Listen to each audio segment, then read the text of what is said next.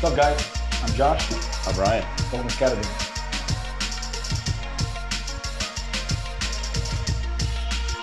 What's up, y'all? Thanks for tuning in. Today we're going to talk about some of the holsters that we like to rock on a regular basis, and some of their features, and then also we'll talk a little bit about maybe a holster or two that we don't really like and kind of why. So jumping right into it. So starting off, this is kind of a newer one. Got this one from, it's called Tight Shoots. It's a pretty cool company. I think they're out of Utah. And this holster, I think it's called the Mars, and it's magnetic. And also on the other side of it, you have some Velcro.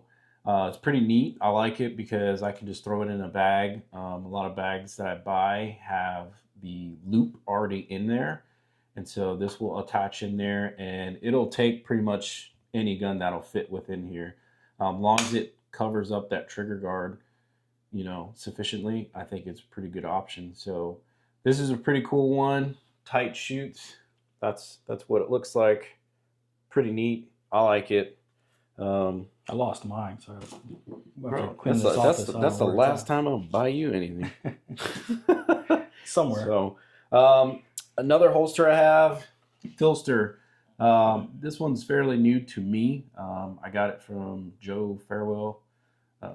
He's a pretty cool dude in the shooting industry. He was doing a garage sale, so I picked this up off of him. I like this holster because for the most part, as long as you have a Surefire, it will fit. I like that it has a little wing on it, so it helps pushes the gun into you, which is great. And we actually recently ran this. I ran this in the weaponized geometry class, and it worked out really well. So another somewhat of a universal type holster that I've had for a long time. You can see how dusty it is. This one is from Armadillo Concealment. I believe it's called the Lux, and kind of the same thing here. As long as you have a light, this one is designed for the Streamlights, the TLR 1 series. As long as you have that on there, it'll retain the gun. Now, I have heard people kind of complain about, oh, well, it doesn't have a whole lot of retention. Well, if you wear a belt like you're supposed to, and you put a little tension on your belt, it'll hold the gun in pretty good. I haven't ever had any issues, and I've been carrying this thing since, like, I don't know, 2016, and it works just fine. So, and it also has a little bit of a wing here on the side that helps push that handle into you a little bit for concealment. So let's try it out with I have one here. Let's see.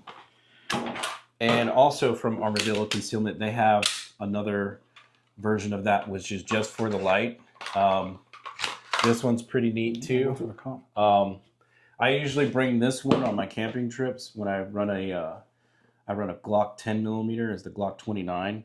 So I don't know about y'all, but big bears and yeah, no, I ain't trying to be a soft taco for no bear. So I like to bring a 10 millimeter, and I'll usually run a Streamlight with that holster, and it works just fine. Let's do a 19. Yeah. See, you just put a 19 in there, works just fine.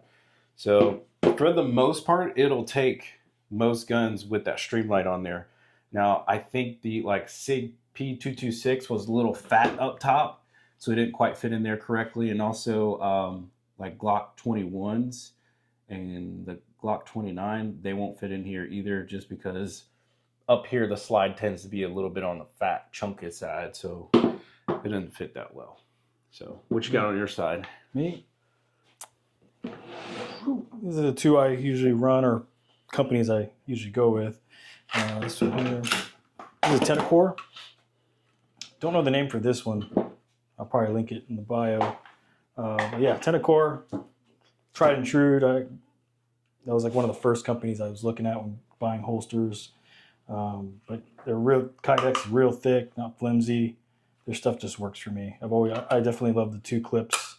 That's always been the way I've gone with my holsters. And then instead of having a wing like this, I don't know if you can see that, like the way this one has like the normal wing you'd see on a lot of holsters, this one has like a little block that you it comes with different sizes. So depending on your body shape or how you want to run it or where you want to run it, you can decide what's, the height of that block. It's kind of what cants the gun in more towards your body. But yeah, I run this one on a 43 with the comp. I think this one's meant for Glock 48, but with this one, the comp is perfect size, fits flush. This one here is a local guy here in Yuma. It's Ian. It's a Bordertown Holsters. Again,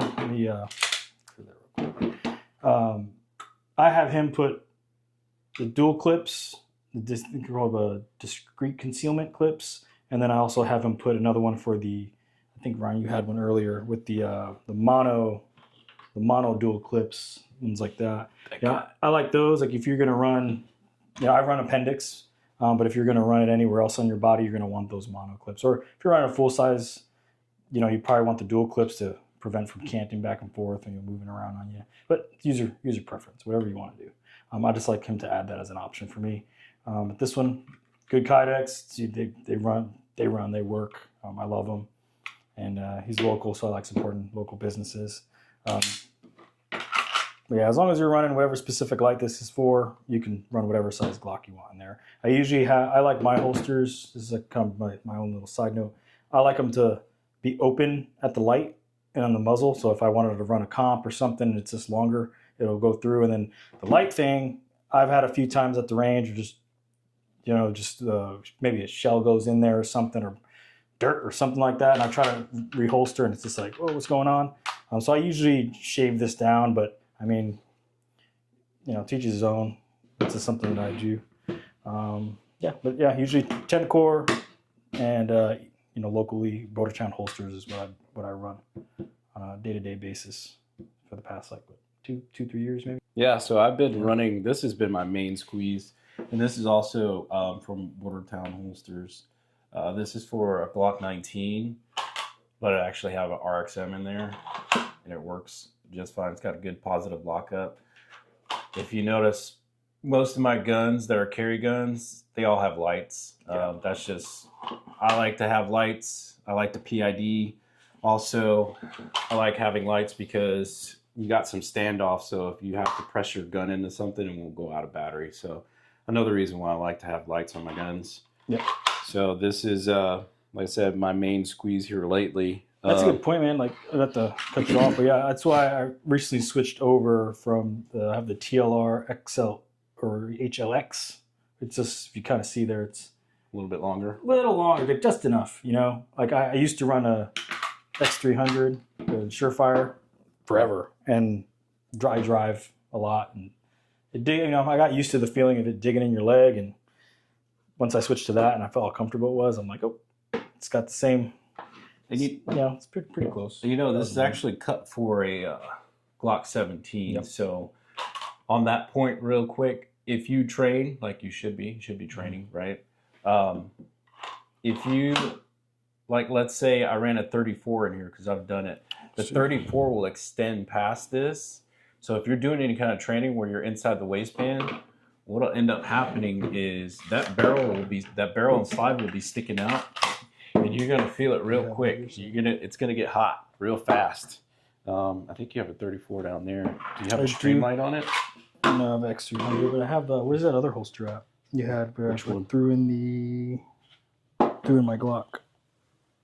This guy. Yeah.